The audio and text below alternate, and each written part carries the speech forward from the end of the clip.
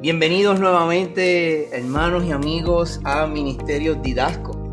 Les habla su hermano en Cristo y amigo Ángel Colón. Como de costumbre, nos acompaña nuestra compañera en batallas, Sorimar Reyes.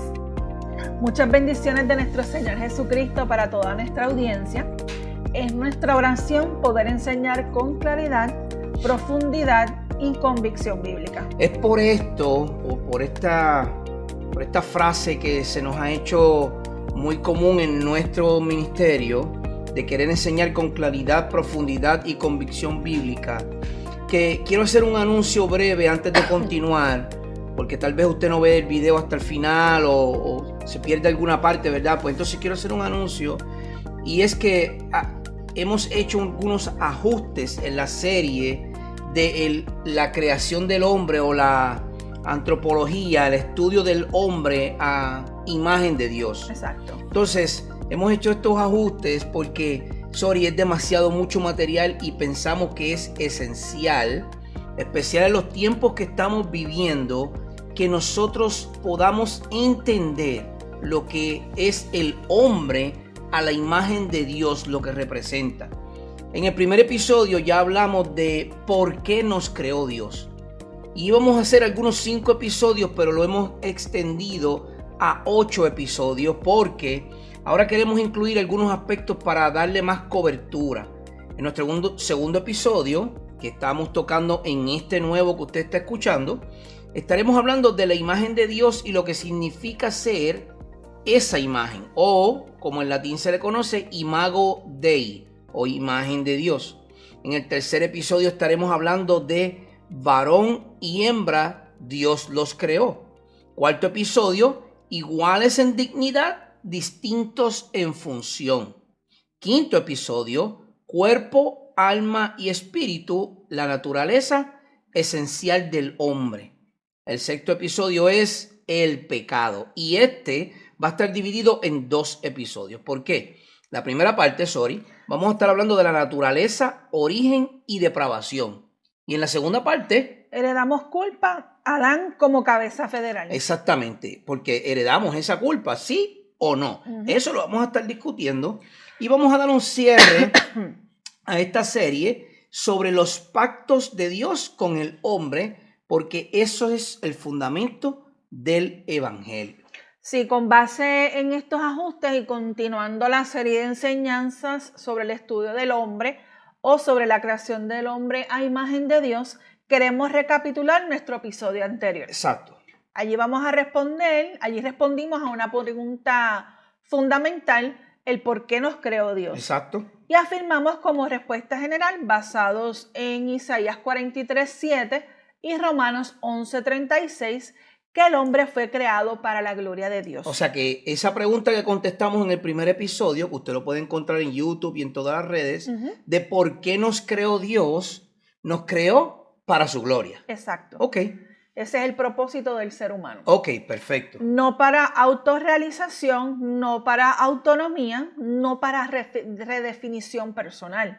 Fuimos creados para reflejar la gloria del Creador. Y esa es la imagen de Dios en el hombre. Exacto. Para poder reflejar a Dios en nosotros. Entonces, pero ahora, ya que contestamos esa primera pregunta en nuestro primer episodio, queremos avanzar un poquito más, porque si nos detenemos en solamente contestar esta pregunta, ¿por qué nos creó Dios?, entonces no podremos entender la dignidad humana, la caída, la identidad, la santificación, ni el propósito del evangelio. Es decir, si solamente contestamos que Dios nos creó para su gloria, lo cual es cierto, claro, nos perdemos el resto de los motivos por el cual Dios nos creó.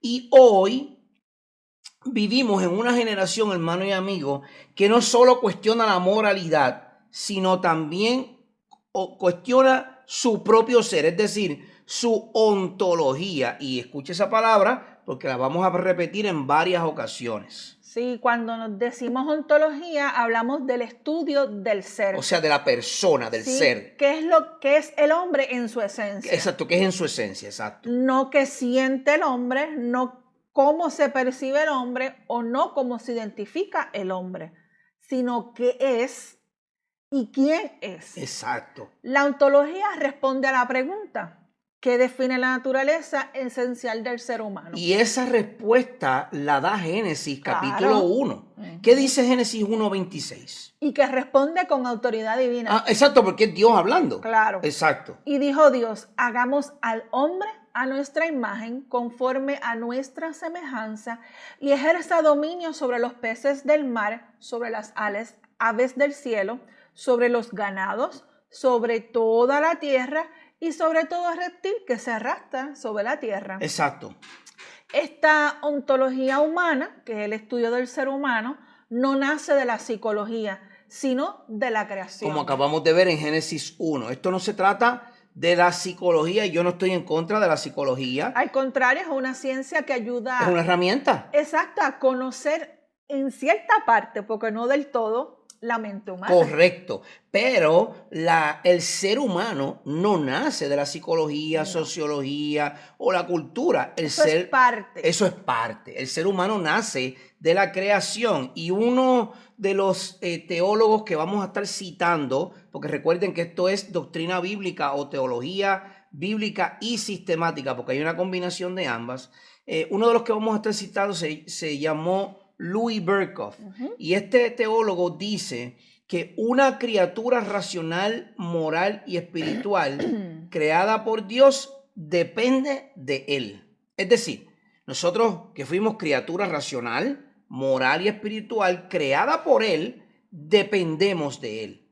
Pero otro teólogo que también vamos a estar citando, que se conoce como Herman Bavinck, añade lo siguiente: el hombre no es simplemente una criatura más. Es decir, tú no eres una bestia, tú no eres un lobo, ahora mismo vamos a hablar de eso. Tú no eres un lobo, tú no eres un gatito, tú no eres un perrito ni un pajarito. Tú no eres otra criatura más. Bavinck dice que el hombre no es simplemente una criatura más, es la corona visible de la creación. Pero otro más para añadirle a esto, porque esto ha sido escrito a través de la historia y en estos últimos tiempos lo hemos echado a un lado. Y tenemos que enfatizarlo porque tenemos que saber nuestra identidad. Definitivamente. Entonces, un teólogo más moderno, teólogo reformado Joel Beeke, enfatiza lo siguiente: la imagen de Dios no es una doctrina periférica, es el fundamento de la espiritualidad reformada. Por eso hoy profundizamos en este segundo episodio bajo el tema la imagen de Dios. ¿Qué significa ser imago Dei o imagen de Dios?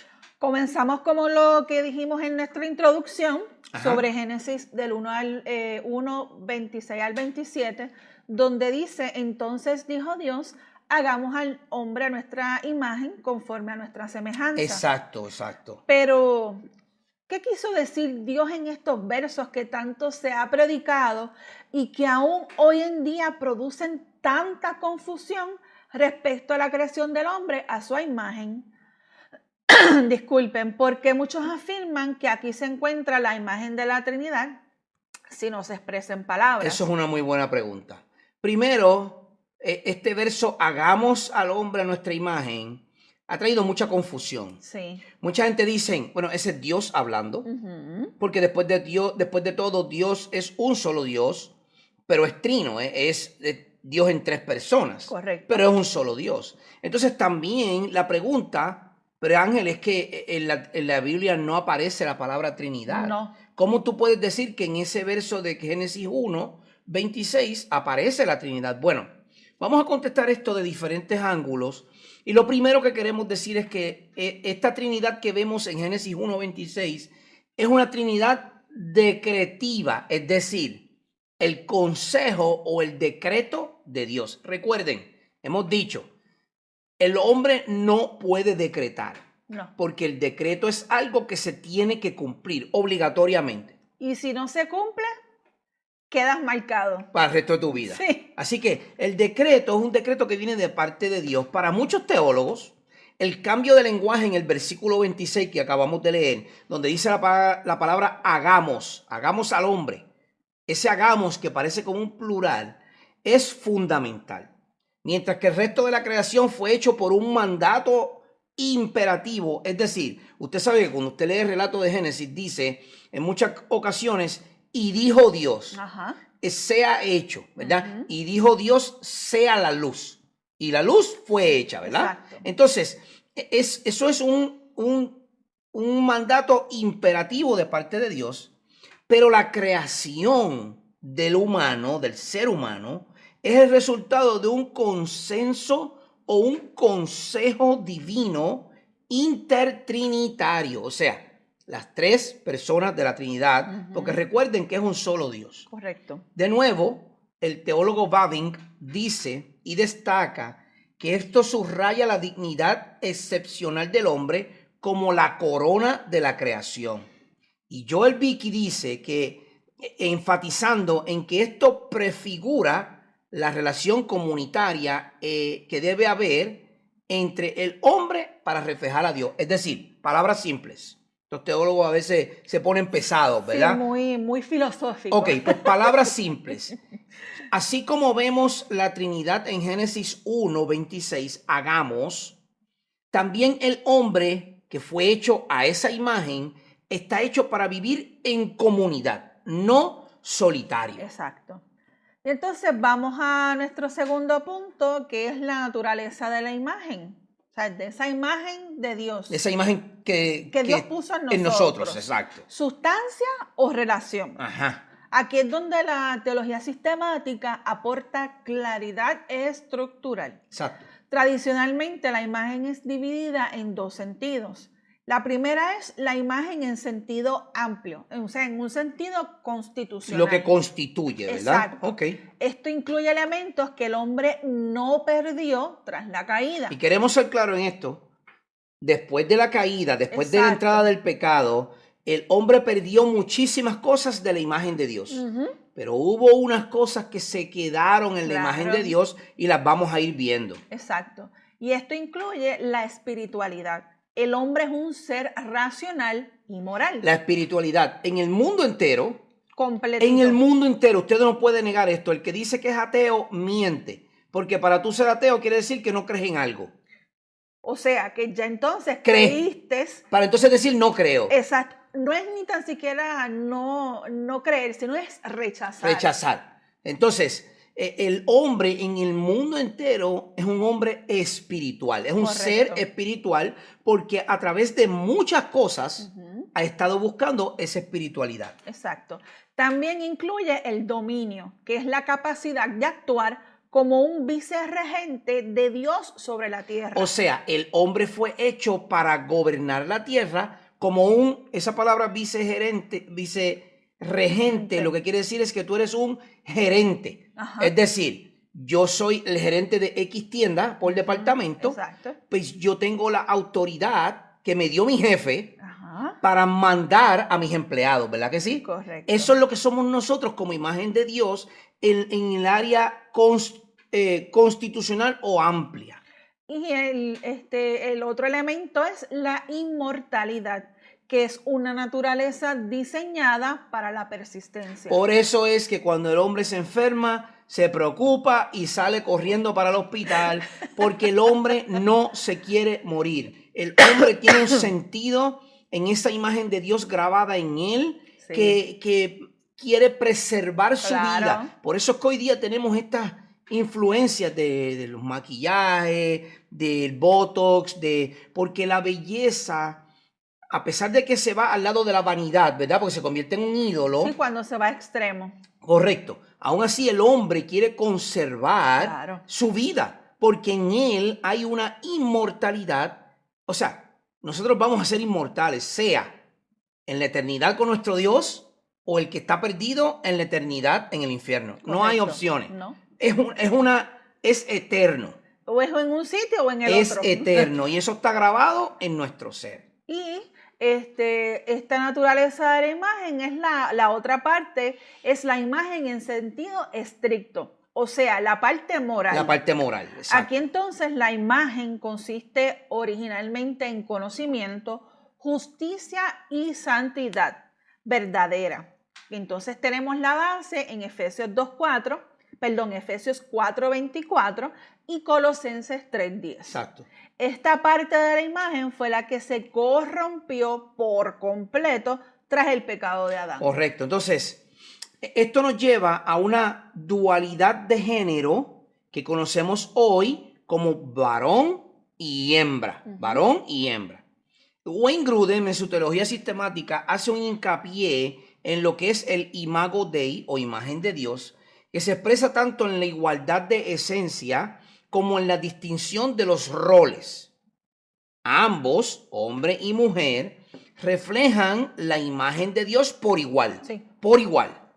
La pluralidad de personas, hombre y mujer, en una sola humanidad, es decir, una sola raza humana, refleja la unidad y la diversidad de la Trinidad, que fue lo que dijimos ahorita. Así como Génesis 1:26 dice, hagamos. Ahí hay una pluralidad, hay una diversidad, ¿verdad? Si lo podemos ver de esa manera. Sí. También el ser humano, al ser hombre y mujer, hay una diversidad. Y eso hace que la imagen de Dios sea más visible. Claro. Y eso nos lleva a una corta conclusión exegética de Génesis capítulo 1, verso 26.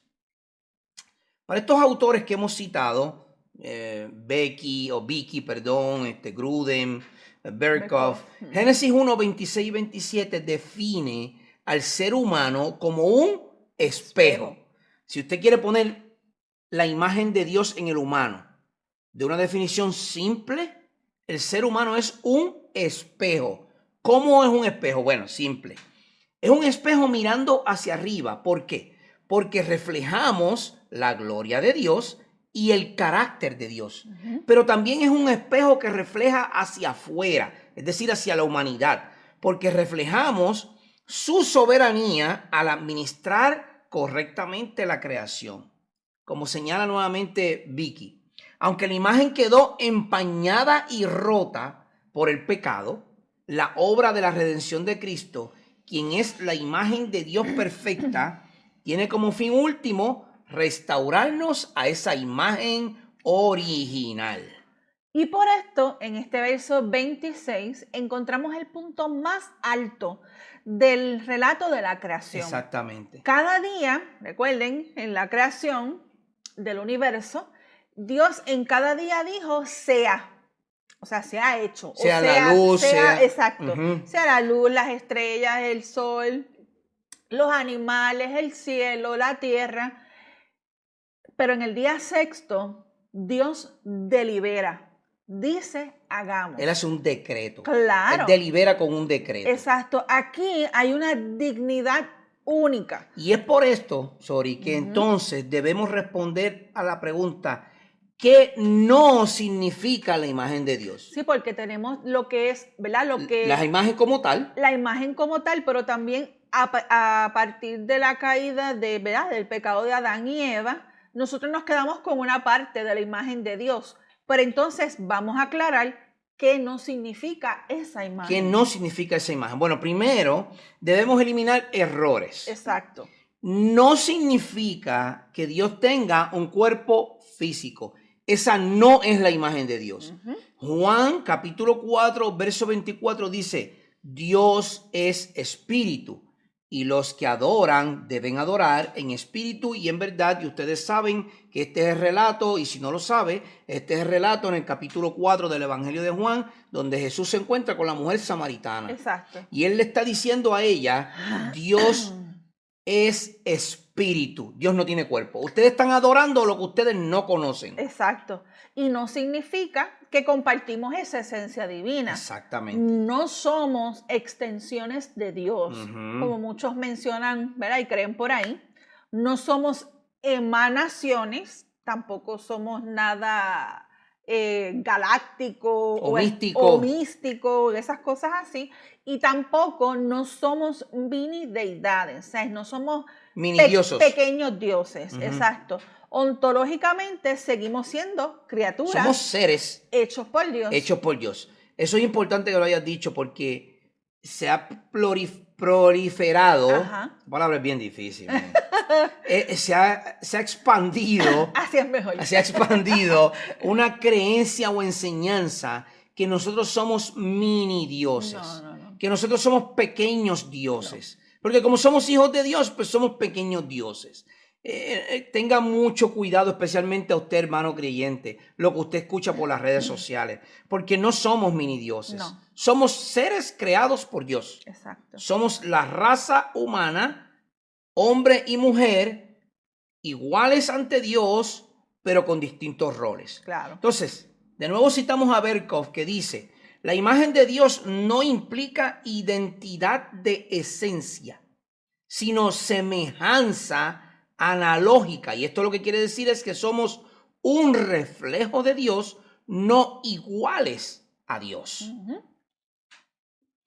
Entonces, entramos a nuestra segunda parte, que es las dimensiones a las cuales se expande esta imagen. ¿Qué nos dice Efesios 4, que ahorita lo mencionamos en el verso 21 al 24? Sí, Efesios 4, 21 al 24 dice de la siguiente manera: si en verdad lo oyeron y han sido enseñados en él, conforme a la verdad que hay en Jesús, que en cuanto a la anterior manera de vivir, ustedes se despojen del viejo hombre, que se corrompe según los deseos engañosos, y que sean renovados en el espíritu de su mente, y se vistan del nuevo hombre, el cual en la semejanza de Dios ha sido creado en la justicia y la santidad de la verdad. Fíjate, esa es la descripción del nuevo hombre. Correcto. De esa nueva imagen en Cristo Jesús. Fuimos creados a la semejanza de Dios, por lo que ahora nosotros tenemos que andar en justicia y en santidad de la verdad.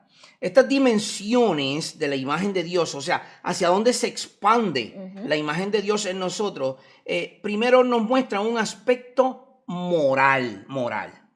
Adán fue creado en la justicia original. Babin dice: la justicia original no fue un añadido externo, sino parte integral de la naturaleza humana creada. Es decir, esto significa que el hombre fue creado sin corrupción, Adán, sin inclinación pecaminosa y en armonía con Dios. Pero esa dimensión del aspecto moral se fue poco a poco manchando luego de la caída, y entonces también impactó las dimensiones del aspecto intelectual. Sí, ahí entonces hablamos en el aspecto intelectual, lo que es la capacidad racional, nuestro lenguaje y nuestro pensamiento abstracto. Vicky enfatiza que el conocimiento verdadero de Dios formaba parte de la imagen. Y Pablo nos lo dice en Colosenses 3. En Colosenses 3:10 dice así: y se han vestido del nuevo hombre, el cual se va renovando hacia un verdadero conocimiento, conforme a la imagen de aquel que lo creó. O sea que nos vamos renovando poco a poco. Correcto. En Cristo Jesús a su imagen, para volver a tener esa imagen que teníamos en la creación original de Adán, ¿verdad? Pero la caída afectó tanto el conocimiento como la capacidad. Ya se fue la moral, ya se fue lo intelectual, pero esa dimensión no se queda ahí, porque nos lleva a una dimensión de aspecto relacional. Nos relacionamos. Fíjense lo que dice Génesis: varón y hembra los creó. La imagen incluye comunidad. Yo no estoy solo, yo estoy con mi esposa. No incluye individualismo radical, es decir, yo me alejo a un monasterio en una montaña y allá vivo solo como un ermitaño. O como una cabina en la montaña. De Alaska, allá en lo más frío del mundo. No, eso no es lo que quiere decir eso. La Trinidad refleja comunión eterna. El hombre refleja la comunión relacional creada. Nos relacionamos. Sí. Entonces vamos a otro aspecto, que es entonces en la dimensión del aspecto representativo. Representamos a Dios. Exacto. En Génesis 1:28 Dice, Dios los bendijo y les dijo, sean fecundos y multiplíquense, llenen la tierra y sométanla, ejerzan dominio sobre los peces del mar, sobre las aves del cielo y sobre todo ser viviente que se mueve sobre la tierra. Aquí el hombre actúa como un representante real. Hemos dicho en varias ocasiones, Sori, me recuerda que hemos dicho, Sí. hemos hablado a nuestra audiencia también, que yo sé que nos han escuchado, y hemos dicho que nosotros somos embajadores. Embajadores. Un embajador es el que representa a una nación. Correcto. El embajador de Estados Unidos en Irak representa a la nación americana en Irak. Nosotros somos embajadores del reino. Y en Génesis 1:28 se dice que ejerzamos dominio. Nosotros somos ese embajador real o representante real. Berkhoff dice que el hombre fue constituido como administrador de Dios sobre la creación. Esto da un fundamento esencial al hombre. El fundamento del trabajo, la cultura, el arte, la ciencia y la responsabilidad social. Es decir, todas estas facetas deben ser representadas de Dios ante los hombres. Y eso nos lleva a nuestra tercera sección, que luego que hablamos de esa imagen, ahora vamos a hablar de lo que sucedió con esa imagen caída. Ya les dijimos lo que es esa imagen, ahora vamos a decirle lo que es esa imagen luego que el pecado entró. Exacto.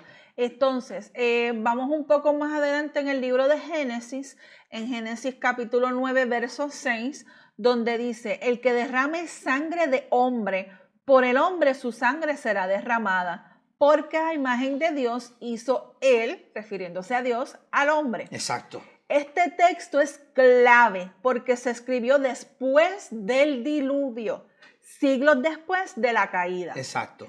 Eso significa algo fundamental. La imagen no fue eliminada, pero tampoco quedó intacta. Entonces, esa imagen que dijimos que era relacional, representativa, es una imagen que muestra a Dios, es una imagen que es intelectual, es una imagen que es moral. Esa imagen perfecta que Dios creó en nosotros, ahora cae después del pecado. Y en Génesis 9, como tú muy bien nos has dicho, Dios vuelve a recordar después del diluvio.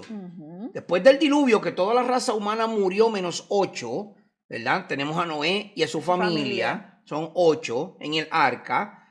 Luego de que Dios erradica la población, Él le dice una advertencia, Él hace una advertencia y Él dice, recuerda, el que cometa pecado, Él se está refiriendo a lo que Caín hizo. Exacto. Que mató a Abel. Ajá. El que cometa pecado, sí, porque cayó, sangre fue derramada. Sangre fue derramada. Hubo pecado en la caída cuando comieron del fruto prohibido. Entonces Dios les está diciendo, el que haga tal cosa, va a quedar, yo voy a demandar su sangre porque yo los hice a mi imagen. Entonces, aquí tenemos una distinción que muchos han conocido a través de la historia y yo me aferro a ella, que es la distinción reformada, que nos muestra una imagen estructural y una imagen moral. Esas dos imágenes, ambas cayeron en el pecado. La teología reformada histórica ha hecho una distinción que es muy útil, amigo y hermano. La imagen estructural es lo que es natural, es la racionalidad, la personalidad, la capacidad moral y la espiritualidad. Y la imagen moral, que es la ética, es justicia original, santidad y rectitud. Entonces, Luis Berkhoff explica, la imagen de Dios en el sentido más amplio permanece en el hombre después de la caída, pero en el sentido más restringido, conocimiento verdadero, justicia y santidad. Esa parte fue perdida. Exactamente, o sea que hay una imagen todavía grabada en nosotros, claro, pero hay una parte que fue perdida. Pero entonces eso lo llevamos a lo que dice la Escritura para que no salga solo de nosotros o de teólogos que estamos citando. Efesios 4:24 y Colosenses 3:10 nos muestran que aquello que se renueva es la justicia, la santidad y el conocimiento verdadero. Así dice la Escritura en Efesios 4. Y se vistan del nuevo hombre, el cual, en la semejanza de Dios, ha sido creado en la justicia, la santidad y la verdad. Eso implica que esas dimensiones quedaron profundamente dañadas y ahora nos tenemos que renovar. Pero eso usted no lo puede hacer por su propia cuenta. No. ¿Ok? Luego entonces esta parte de lo que es la depravación total y esta distorsión de la imagen. Exacto. Efesios 4:18 nos dice, ellos tienen entenebrecido su entendimiento, están excluidos de la vida de Dios por causa de la ignorancia que hay en ellos, por la dureza de su corazón. Ahí nos está mostrando Efesios cómo Pablo en la carta a los Efesios, cómo esa moralidad del hombre cayó y han sido excluidos por causa de ese pecado. Pero Romanos 3, y vamos a parafrasearlo porque es extenso, Romanos 3 del 10 al 12 nos dice que no hay justo ni aún uno. La depravación total no significa que el hombre haya dejado de ser imagen de Dios. Significa que cada facultad fue afectada, por lo que nuestra mente fue oscurecida, nuestra voluntad siempre va a estar inclinada hacia el mal, nuestros afectos van a estar desordenados. Un día amamos, otro día odiamos. Exacto. Y todas esas cosas que están envueltas. Exacto. Y nuestro cuerpo que está sujeto a muerte. Miren, hermano, si usted quiere entender qué tan profunda es la depravación humana, entienda que el ser humano, ¿verdad? Cuando hablan de las genealogías, cuando se habla de las genealogías, sí. y fulano vivió tantos años y murió, y Matusalén vivió tantos años y murió, y el otro vivió tantos años y murió. Eso quiere decir que la paga de ese pecado que entró a la humanidad inescrutablemente, indiscutiblemente lleva a la muerte. No hay opciones. No. Esa imagen caída del hombre está sometida al pecado. Por eso es que, como nuestro pastor dice, si alguien quisiera la salvación, pudiese buscarla. El problema es que nadie quiere la salvación, porque queremos hacer lo que nosotros queremos hacer. Y puede estar esa idea de que queremos buscar la salvación, pero es a nuestra manera. Exactamente. Y que lo que sucede es esto. Tenemos que estar bien conscientes que en este mundo en el que vivimos, y nos incluimos todos, es fuerte, es triste, es ver la depravación total del ser humano, actitudes, conductas, muchísimas cosas que de verdad uno piensa y uno dice, Dios, ¿verdad? Tú permites que sucedan todas estas cosas, pero es causa de nosotros mismos. Claro, por eso de nuestro corazón, nace del corazón. Por eso es que no le queremos buscar, porque nosotros, si quisiéramos buscarle, podríamos, pero estamos tan caídos que no deseamos. No deseamos. De hecho, usted puede ver a un cristiano, usted puede ver a un creyente que constantemente lucha con el pecado, porque eso está en nosotros. Diariamente. Luchamos con él. Porque el espíritu tiene que hablarle a nuestro espíritu, como dice la escritura, para que entonces nosotros podamos reaccionar.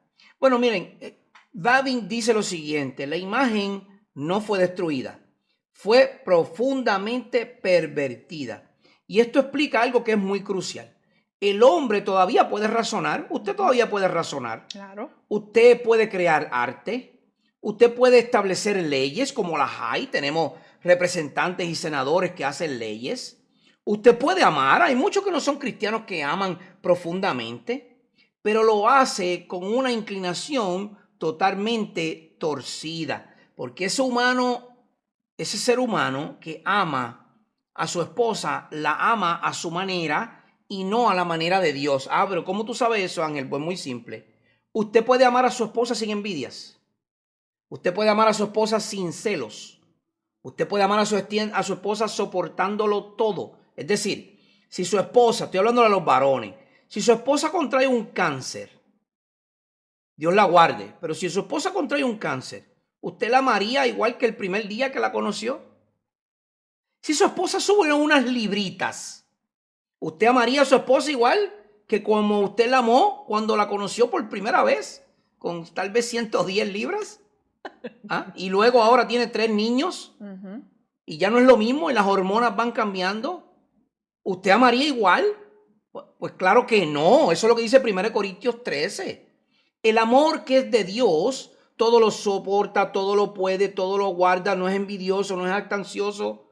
Sin embargo, el amor humano va en contra porque está torcido. Si es defectuoso. Es defectuoso, por lo tanto podemos amar, pero no a la manera que Dios ama. Es imposible sin Dios. Esa distorsión, entonces ahora se torna en la distorsión del ser o la distorsión ontológica. Si aquí entonces volvemos al tema de la ontología, que es el hombre siguiendo el ser hombre y mujer.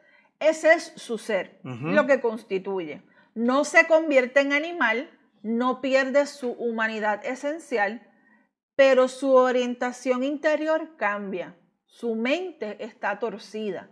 Entonces, en lugar de reflejar la gloria divina, refleja la autonomía pecaminosa. Mire, hermano, si usted quiere ver la distorsión del hombre en plena capacidad, no mire los Therians, que eso está de moda en estos días. Eso es un tema que está de moda en estos días. Ahora, pero eso ha existido hace tiempo. No mire los Therians, no mire el hombre que dice que se siente mujer, o la mujer que se dice que se siente hombre, o yo me siento palma, o hoy yo no tengo sexo, hoy soy asexual, hoy yo no tengo un sexo, ¿verdad? Los binarios, los no binarios, y todo ese tipo de cosas. No mire eso. Vaya a la Escritura. Y en el primer siglo de la iglesia, usted va a ver la carta a los romanos.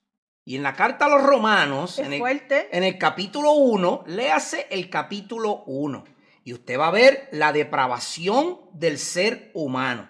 Yo solamente le voy a leer unos versos que demuestran hasta dónde llega lo que mi esposa acaba de leer, que el hombre no se convierte en un animal, ni el hombre pierde su humanidad. Eso es lo que el hombre cree en su propia distorsión. Miren lo que dice Romanos 1, 22 al 23. Profesando ser sabios, se volvieron necios y cambiaron la gloria del Dios incorruptible por una imagen en forma de hombre corruptible, de aves, de cuadrúpedos y de reptiles. Si usted se cree que esto de los Therians es de ahora, vaya a Romanos capítulo 1. Si usted se cree que esto de los Therians es de ahora, vaya a Sodoma y Gomorra en Génesis. Si usted se cree que esto es de ahora, vaya al libro de los jueces y usted va a ver que cada cual hacía lo que bien le parecía. Si usted se cree que esto es de ahora, vaya al libro de Oseas y usted va a ver a la mujer de Oseas que es una ramera. Hermano y amigo, esto no es nuevo. La depravación del hombre existe desde Génesis capítulo 3. El hombre cayó en el pecado y ese pecado continuó manchando esa imagen hasta el día de hoy. Entonces, en Romanos 1 vemos un intercambio. El pecado, entonces, no elimina la imagen de Dios. El pecado la redirige hacia la idolatría del propio ser. Y el propio ser se convierte en un necio. Sí. ¿Entiende? Entonces, eso hace que hayan unas consecuencias que son cósmicas. Y esta palabra se escucha como bien mística. No, pero en realidad es a gran magnitud. Es que es gran magnitud, eso es lo que quiere decir. Entonces, la caída no afectó solo al individuo, No.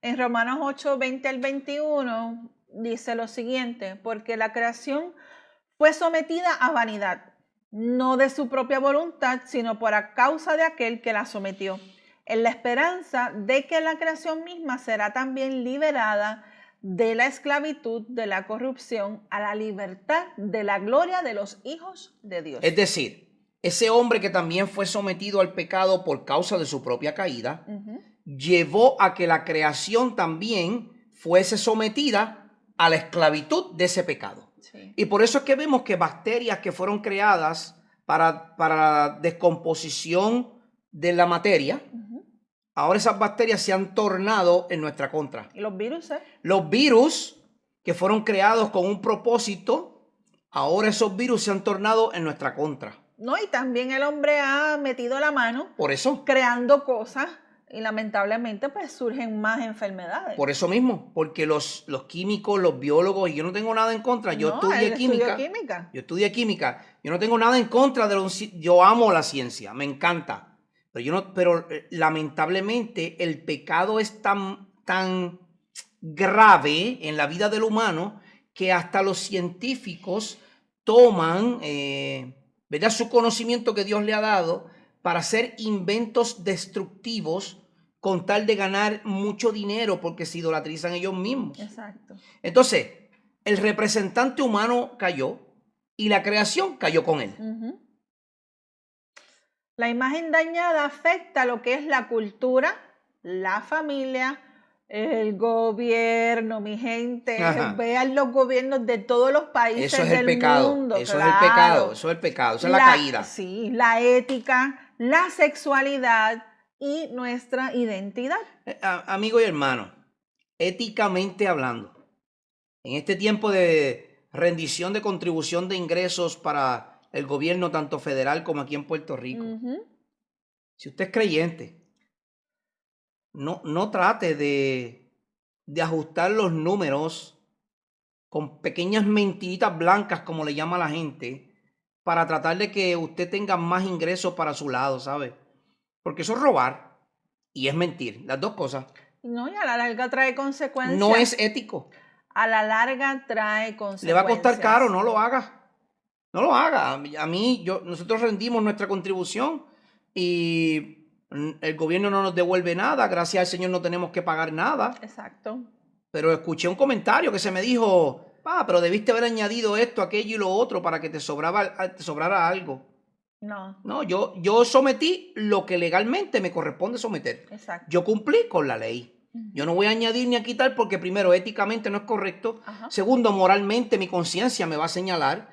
Y esa conciencia me va a señalar porque el espíritu me va a redarguir. No, así que no. Y no tan solo eso. Vamos entonces en el ámbito lo que es las famosas auditorías del IRS y del gobierno de Puerto Rico, de Hacienda. Exacto. Que son para servirte.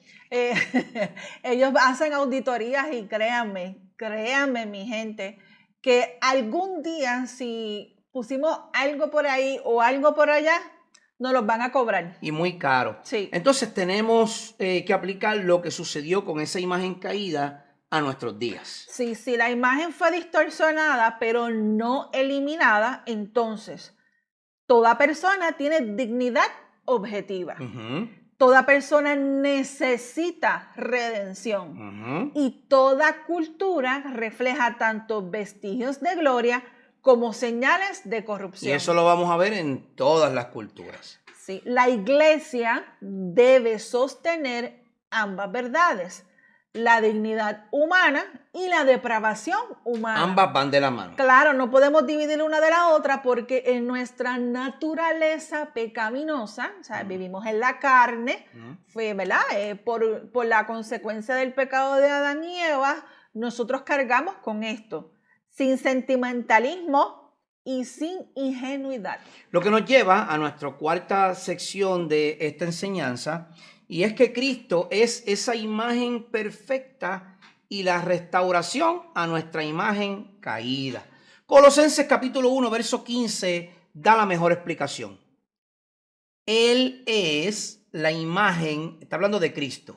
Él es la imagen del Dios invisible, el primogénito de toda la creación. Aquí no se usa imagen como un reflejo parcial. Cristo no es portador de una imagen.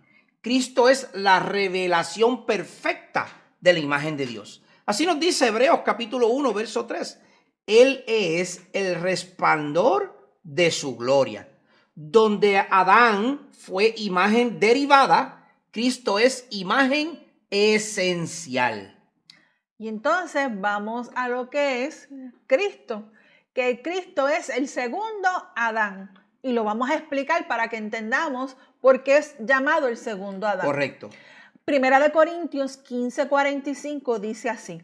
Así también está escrito. El primer hombre, Adán, fue hecho alma viviente. el último Adán, refiriéndose a Cristo, espíritu que da vida. El único que puede dar vida es el que venció la muerte y ese es nuestro Señor Jesucristo. Claro, Adán falló como representante y Cristo obedece como representante. Exacto. Aquí entonces vamos a entrar a la doctrina de lo que se llama la cabeza federal. Y esta cabeza federal la vamos a explicar un poquito más en otros episodios. Exacto, sí. Aquí solamente le vamos a dar algunos toques de entrada para que usted pueda entender. Romanos 5:19 dice, porque así como la desobediencia de un hombre, los muchos fueron constituidos pecadores, ese es Adán, así también por la obediencia de uno, ese es Cristo, los muchos serán constituidos justos. Es decir, Adán era nuestra cabeza federal. Pero esa cabeza cayó. Y ahora Cristo se ha convertido en ese agente o cabeza federal que nos justifica por medio de su vida perfecta. La restauración de la imagen de Dios no es un moralismo, es unión con Cristo. Y aquí entonces vamos a la parte de lo que significa la regeneración, que es el comienzo de nuestra restauración. Juan 3:3 dice lo siguiente, Jesús le contestó, en verdad te digo que el que no nace de nuevo no puede ver el reino de Dios. Y ahí Jesús le está hablando a Nicodemo, exacto, que fue escondidito a ver cómo es que esto funciona, a ver cómo funciona, y Jesús le está diciendo, te tengo que decir algo, tienes que nacer de nuevo. La imagen moral no se repara con educación, se renueva por regeneración. Exacto. Joel Vicky explica, la santificación es la recuperación progresiva de la semejanza moral con Dios. Esto es crucial. La salvación no es solo el escape del infierno, es la restauración del diseño original. Mire, predicador, esto se lo voy a decir a usted, y a usted maestro de la palabra, y a usted dama que enseña a otras damas. No le diga al no creyente, ven a Cristo para que te salves del infierno. Eso es real, pero ese no es el evangelio. El evangelio es, ven a Cristo diciendo, o verdad, profesando, confesando tus pecados. Arrepentimiento, dejando tu vida atrás, tomando tu cruz, siguiéndole, confesándole como Señor, para que tu imagen pueda ser restaurada nuevamente a la imagen de Cristo, de Dios, porque en Cristo es donde único esa imagen puede ser restaurada. Entonces, no es predicar para que te escapes del infierno, porque si es por miedo que tú vienes a Cristo, estás viniendo a Cristo por la manera equivocada, muy equivocada. Entonces, esto nos lleva a la santificación, que es esa restauración progresiva. 2 Corintios 3:18 dice, pero todos nosotros, con el rostro descubierto, contemplando como en un espejo la gloria del Señor, estamos siendo transformados en la imagen de gloria en gloria, como por el Señor el Espíritu. La imagen restaurada no es instantánea, es progresiva. Así como los estornudos de mi esposa, que son progresivos. Así es nuestra imagen restaurada progresivamente. Cada acto de obediencia, cada mortificación del pecado, cada crecimiento en santidad es evidencia de una imagen renovada. Y entonces vamos a la consumación. A la consumación, a la etapa final, que es la glorificación, que es nuestra restauración final. Primera de Juan, capítulo 3, verso 2, dice lo siguiente. Amados, ahora somos hijos de Dios y aún no se ha manifestado lo que habremos de ser.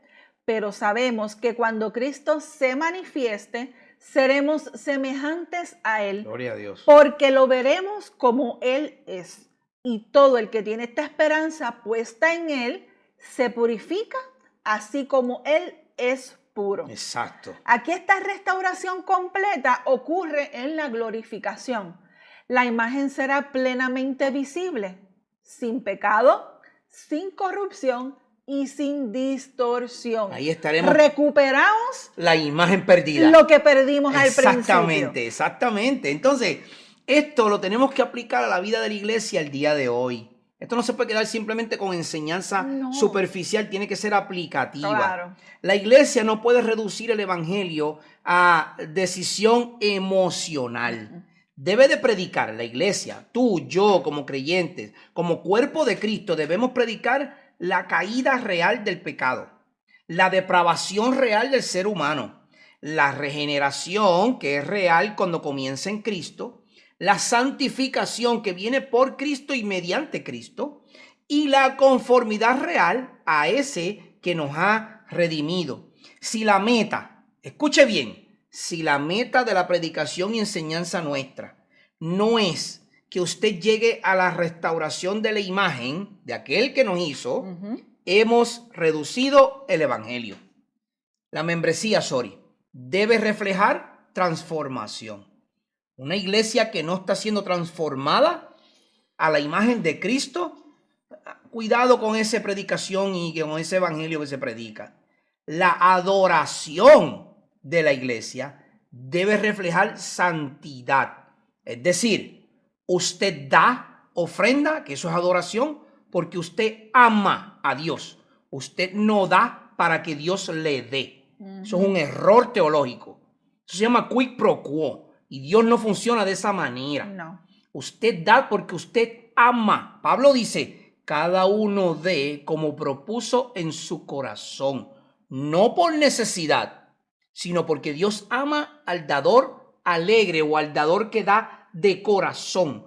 Eso es parte de la adoración. La adoración no es solo canciones. Usted da porque usted ama. Usted canta a Dios, aunque cante feo como yo, porque usted ama a Dios. Usted no canta porque es un concierto. No. Usted no canta porque usted es el mejor vocalista. Usted no canta o toca un instrumento porque es el mejor músico. Usted canta y adora para Dios. Entonces, el discipulado debe apuntar a la conformidad con la imagen de Cristo. Si lo que yo enseño es para que usted me siga a mí, se perdió todo. No. Usted no puede seguir al hombre. Usted tiene que seguir a Cristo.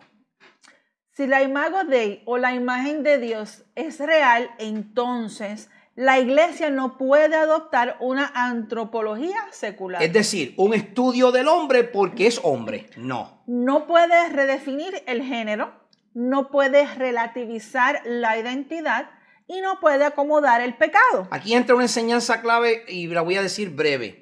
No hay mujeres pastoras. No hay. Usted no puede redefinir el género.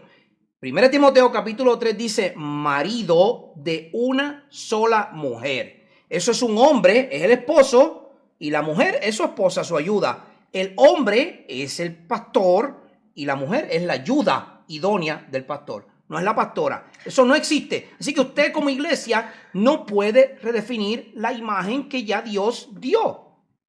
Y entonces afirmamos una dignidad humana desde la concepción, una complementariedad bíblica y una responsabilidad moral necesitada de regeneración. Exactamente. La imagen de Dios es la raíz de la consejería bíblica, la raíz del discipulado y la raíz de la predicación. Todo se basa en el imago Dei o imagen de Dios. Si el hombre solo busca biología avanzada, el evangelio es innecesario. Pero si el hombre es imagen caída, Cristo es indispensable para restaurar esa imagen. Además, la adoración debe reflejar la imagen restaurada, no entretenimiento, no antropocentrismo o el hombre como centro, sino reverencia, porque la imagen fue creada para reflejar gloria de quien le creó. Y eso lleva al capítulo anterior, ¿verdad que sí? Exacto. Que hablamos que fuimos creados para la gloria de Dios. Si fuimos creados para la gloria de Dios, que fue el primer episodio, sí. En este segundo episodio estamos hablando de que esa imagen somos nosotros y nosotros estamos llamados a reflejar a ese que nos creó. Tú no fuiste creado para redefinirte. Ahora tú no eres un lobo. Ahora tú eres un hombre. Tú no te puedes redefinir. Eso no existe. Ya Dios te definió. Exacto. ¿Eres hombre o eres mujer? Exacto. No hay más nada. Y los dos son una raza. Entonces, fuiste creado para reflejar la imagen del que te creó. No fuiste creado para autonomía. Tú no te gobiernas. Fuiste creado para la dependencia gloriosa del que te creó. Sin Dios, la imagen se distorsiona. En Cristo, la imagen se restaura. La pregunta no es ¿quién quiero ser? La pregunta es ¿estoy siendo conformado a la imagen de Cristo? Así mismo, así mismo. Si la iglesia pierde esta doctrina, pierde el fundamento de la dignidad humana. Si se pierde la dignidad humana, se pierde la ética. Y si se pierde la ética, se pierde el evangelio. Exactamente. Entonces, te pregunto, ¿estás siendo conformado a la imagen del Hijo? Porque el propósito eterno no es comodidad, hermano y amigo. No es que te sientes en una banca. Es conformidad, que cambies a la imagen de aquel que te redimió.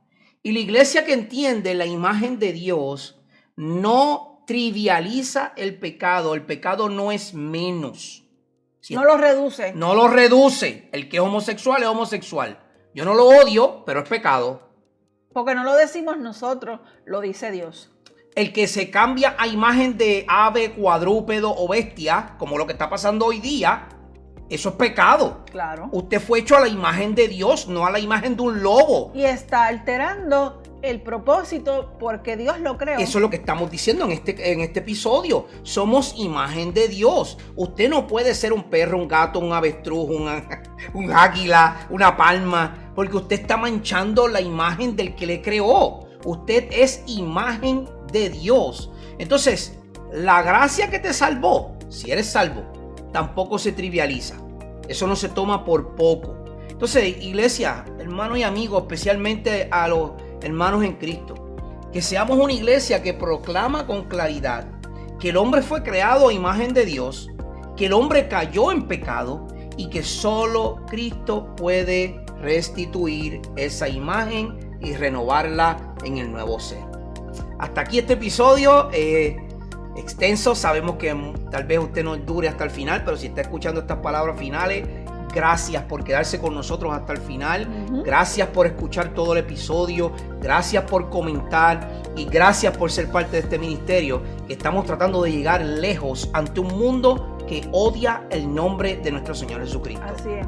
Así que hasta la próxima. Les habló su hermano en Cristo y amigo Ángel Colón y la guerrera Sorismar Reyes. Será una bendición poder estar con ustedes nuevamente en otro episodio de Ministerio Didasco. Hasta la próxima. Innumerables bendiciones del Señor para tu vida.